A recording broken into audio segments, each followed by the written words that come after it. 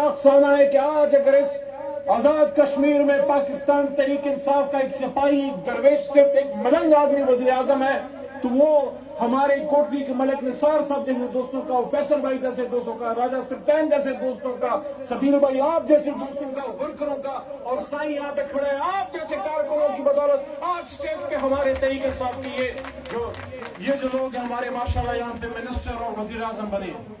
تو عمران خان صاحب کی اصل طاقت ان کے وہ کارکن ہیں جنہوں نے نگری پاکستان کے ہر کونے میں کشمیر سے لے کے خیبر تک اور خیبر سے لے کے بھی آپ دیکھ رہے ہیں بلاول صاحب نکلے وہ کہتے ہیں عمران خان صاحب کو کہتے ہیں 5 دن کا میں الٹیمیٹم دے رہا ہوں.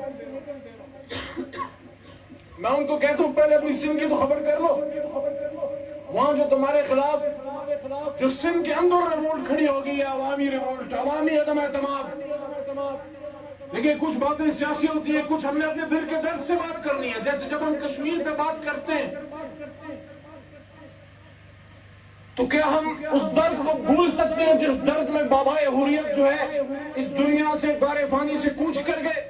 علی گیلانی صاحب کی میں بات کر رہا ہوں. کیا کسی کا یہ خیال ہے ہندوستان میں بیٹھے کہ وہ ایک 80 سالہ بوڑھا بزرگ چلا گیا تو بات ختم ہو گئی؟ بات ختم نہیں ہوئی. جب مقبوضہ کشمیر میں علی گیلانی صاحب نے یہ بات کی تھی کہ ہم پاکستانی ہیں اور پاکستان ہمارا ہے، ان کا میسج کیا تھا؟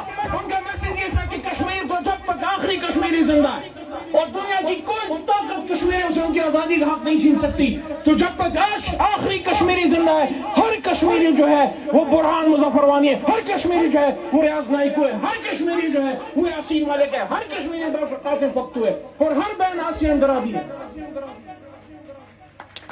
لیکن ہم نے اپنے جذبوں کو جوان رکھنا ہے، اپنے آنے والی نسل کو بتانا ہے کہ ہم نے تا قیامت انتظار نہیں کرنا. ہم نے تا قیامت ہندوستانی ڈاکٹروں کے لیے